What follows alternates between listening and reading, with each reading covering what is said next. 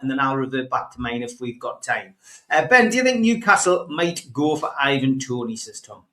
No, I don't think so. So Toney, as I revealed last year, unlikely to leave Al Ahly in the winter. We'll see obviously what happens during the summer, but on a massive wage and has to stay there for 2 full tax years. Otherwise, he's going to get a big bill. So we heard a lot of rumours about clubs coming in for Ivan Toney now, not just Newcastle United, but West Ham were linked with a move to, some even said Villa towards the back end of last year, and Tottenham, of course, because of the Thomas Frank connection. But Al Ahly want Toney to stay. And maybe 6 months ago, had Thomas Tuchel called up Ivan Toney and kind of said, you're in the mix for the World Cup, the player might have explored options mid-season. But I think Toney realises that there's other people ahead of him, whether rightly or wrongly, in the pecking order for the World Cup. And he's happy to stay in Saudi Arabia. And Newcastle have got PSR. And now I know that people will say, isn't it just PIF dealing with PIF?